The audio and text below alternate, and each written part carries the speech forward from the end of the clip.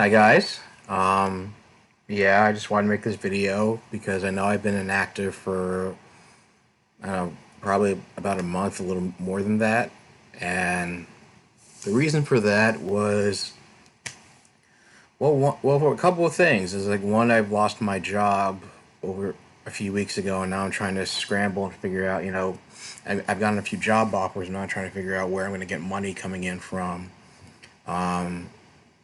At this point, sooner rather than later.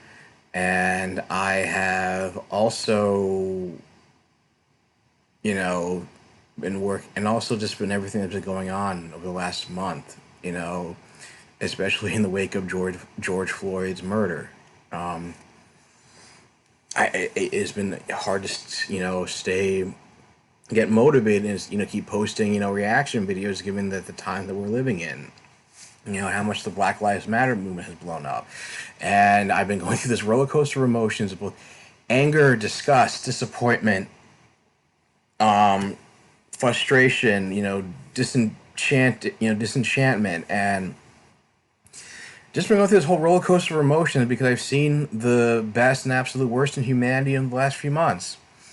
I am happy and overjoyed that it seems like the Black Lives Matter movement has gotten unprecedented levels of support from white people and non-black people and just people from all walks of life. And for anybody who's actually actively getting involved in the protesting on social media and putting on their socials about how to be actively anti-racist, how sources of how people can educate non-black people can educate themselves.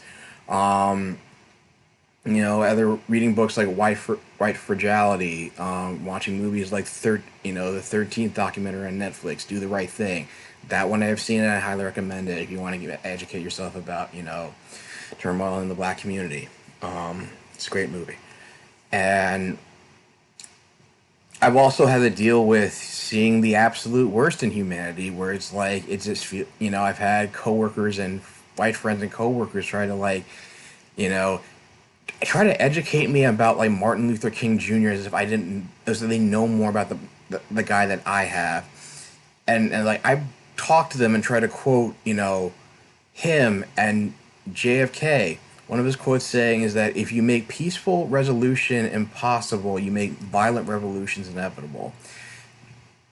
Martin Luther King saying that, I think I'm paraphrasing, riots are the voice of the unheard.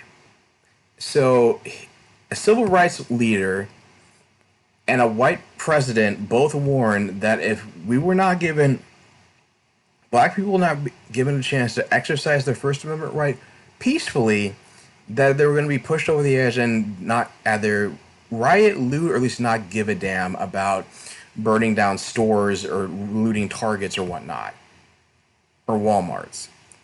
And granted, they're few and far between, but what frustrates me is that it's like some of my white friends can do this, can like feel pity for them, and it's like I'm sorry.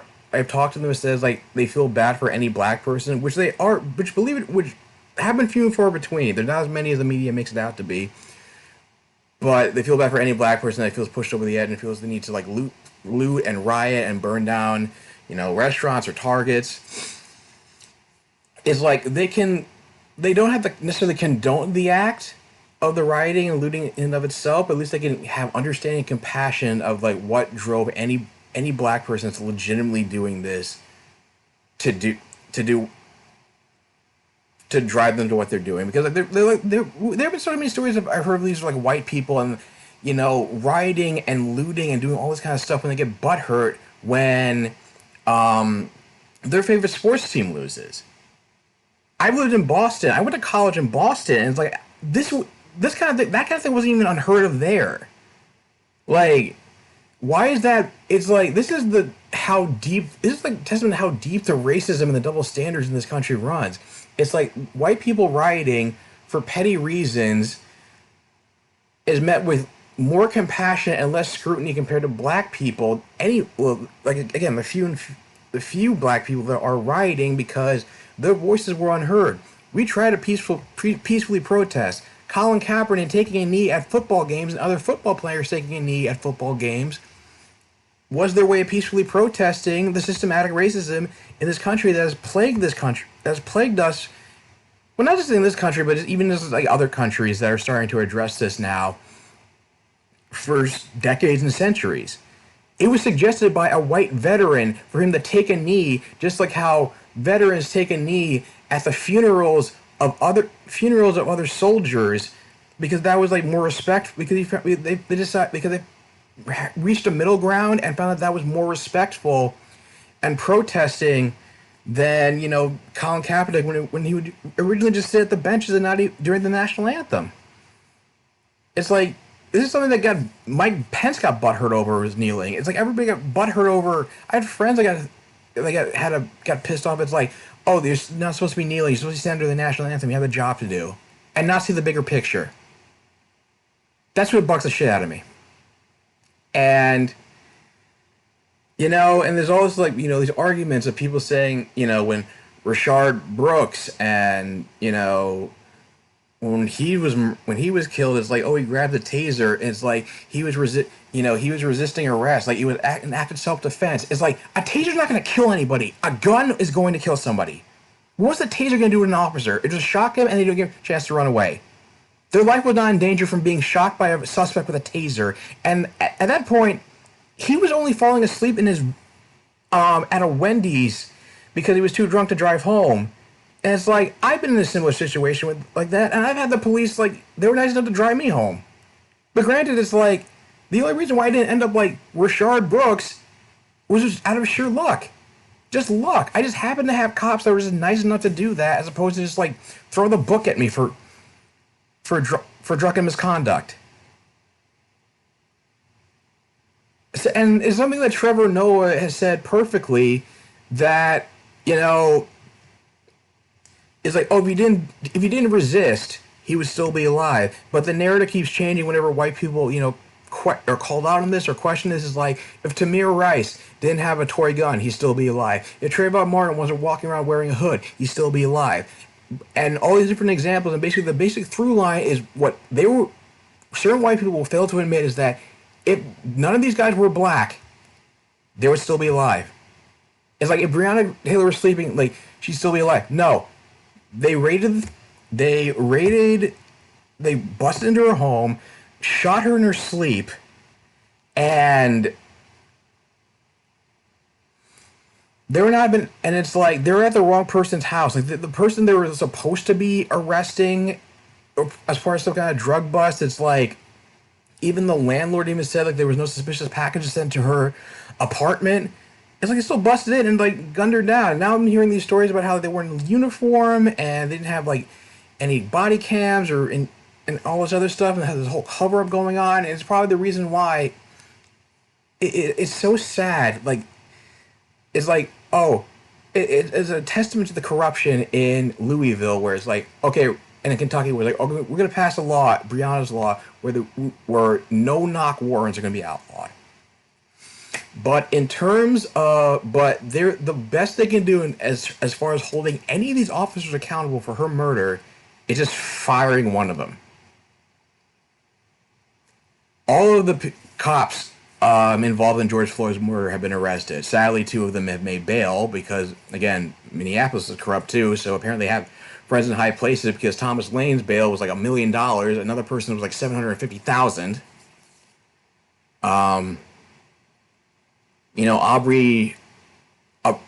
Ahmaud Arbery's killers, they've been indicted as of today, so finally. At the same time, it's like, I've been seeing, even like a few weeks ago, I saw images of a 12-year-old protesting in Seattle, and like she got maced by a police officer.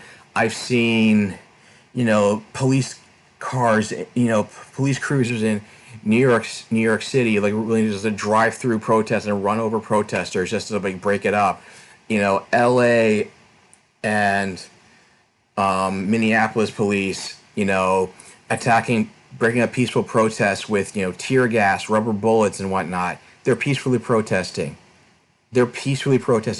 Like, Black people just want equal rights. We just want to be treated as equals in this country. Like this is supposed to be a land. This country is supposed to be a land of the opportunity and of the free, but we're not truly free.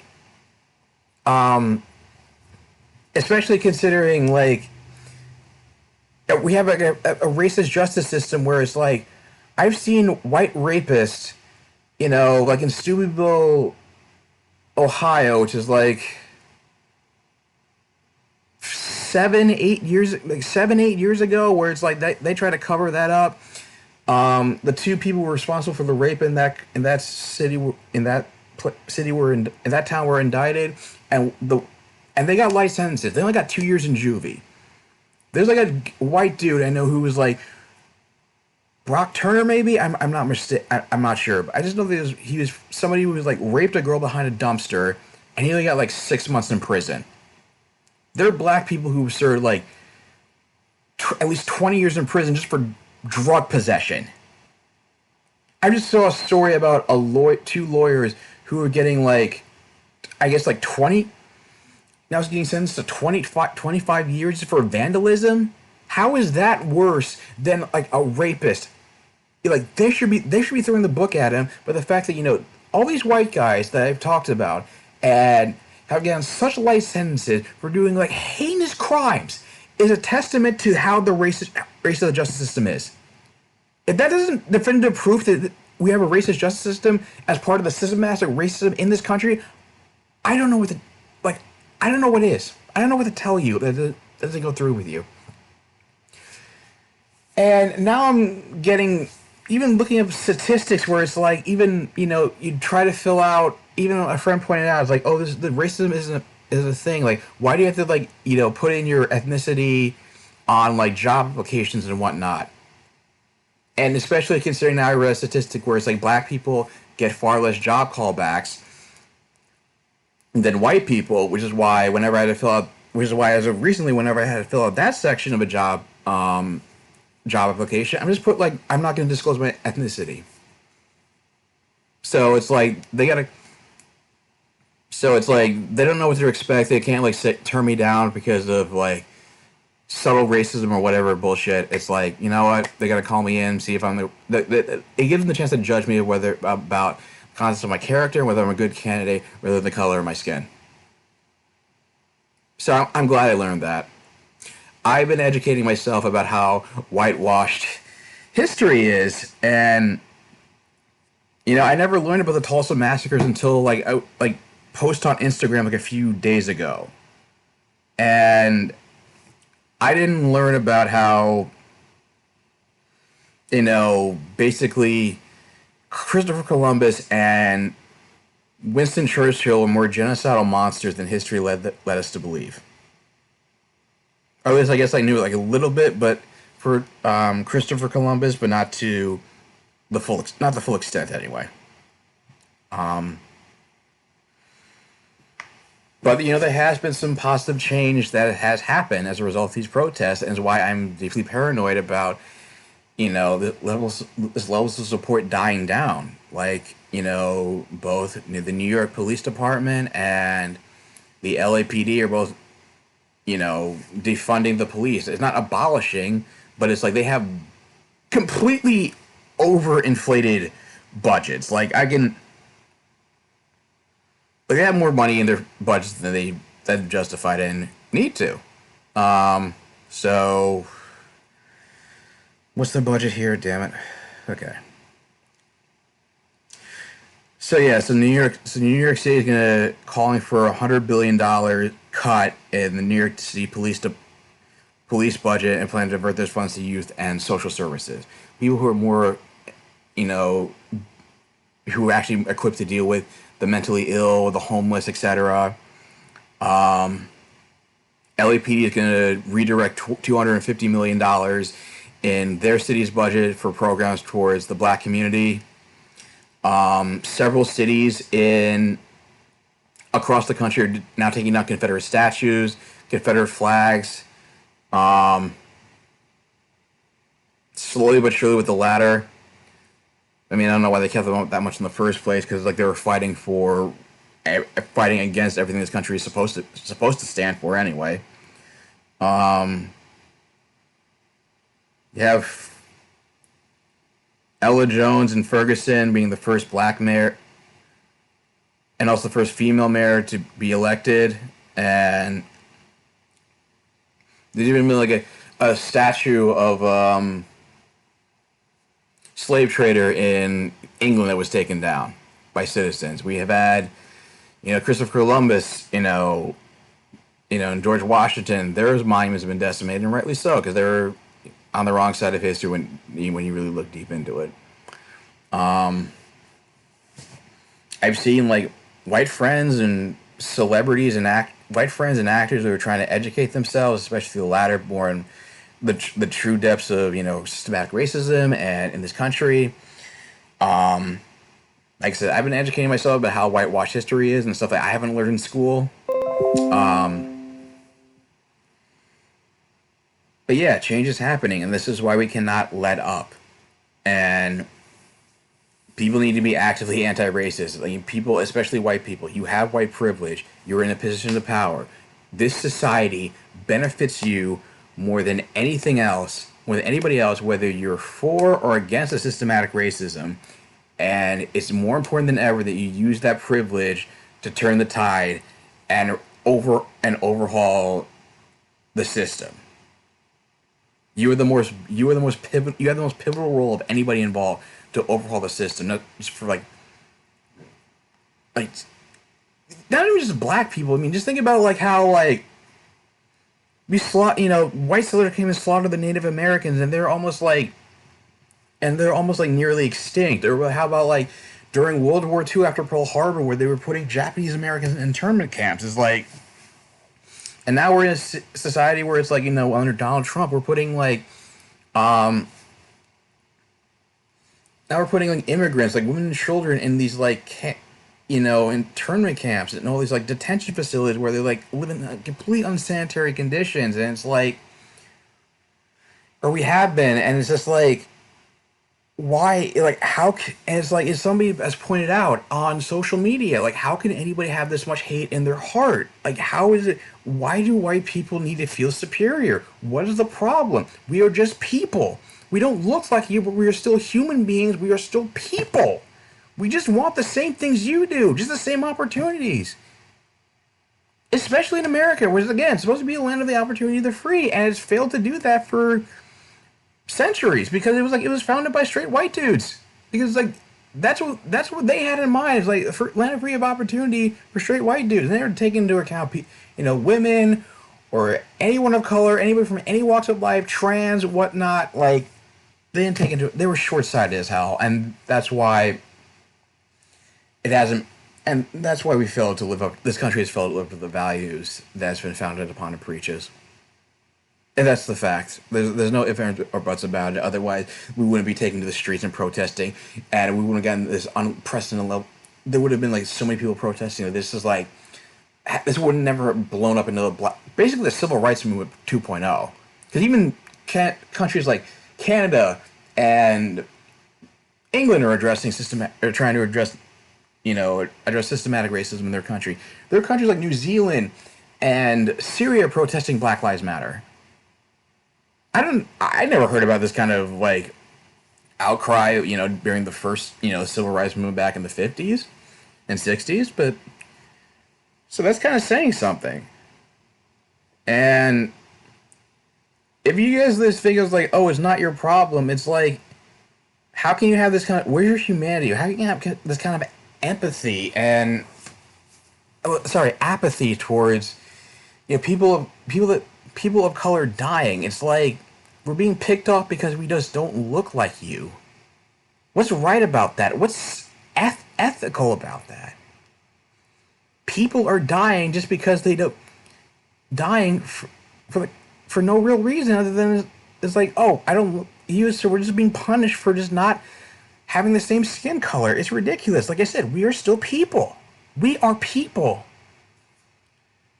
And it's heartbreaking, it's frustrating, and then even it's sad that even some white actors, some of my white friends still don't want to get involved. don't want to use their platforms to say anything because it's like we need all hands on deck. The more people that get involved, the more change can happen. It's like we need to be living in a better world. There shouldn't be this like kind of apathy and complacency for it's like, okay, it works, it benefits, a we need to put it in white supremacy. It didn't end just with, the abolishment of slavery or, the desegregation or just having a black president in the White House for like 8 years. It just got subtler and more covert. And people need to educate themselves just how so, be open minded to looking into this stuff in order to finally understand. It's like this is a corrupt system. We're living in a corrupt system. Things need to change. You can't just be complacent with it. Like this is not just a black issue. It's a human rights issue. I don't understand like what's it going to take. Like I'm grateful for the people who are starting to understand that, but the people who don't understand that, it's like, what's it going to take for you to see that? Where's the humanity? Why? It's a human rights. This is a human rights issue that has been plaguing the world for centuries. And it's like I should not have to. I'm tired of seeing videos or stories about, say, like Agatha Felix, who last fall was shot, carrying groceries. She was in Brazil. She was 9 years old. Or a video of a black kid who's like shooting hoops in his driveway, and as soon as he sees a cop car, his first instinct is to run behind his parents' car and hide so he's not seen. Because I'm sure they had this conversation about telling him that he's not safe in this country. And I want to grow up. I want to live in a world where if and when I have kids, I don't have to have these conversations about how to stay safe, what to do around say and do around the police, or especially since like it's clearly gonna take a toll on their mental health. Especially since I had to watch another video of a kid crying because like I don't say crying that they don't want to die because of the color of their skin. It's not right. It's not right. Like please get involved, please. I'm begging you. Use your. We need all the help we can get. We should, this is a human rights issue. Please get involved. It'll make all the difference for not just black people, but also Asians, everybody. Everybody can benefit from this. Everybody can benefit from this in one way or shape or form. If we put in it, we double down on putting in that white supremacy once and for all. I'm gonna put links in the description box. I'm gonna work on uploading the video, any reaction videos in the past couple of weeks, but I just had to get this out there and just say this. So please, just please, anybody who follows me, please do your part. Please help.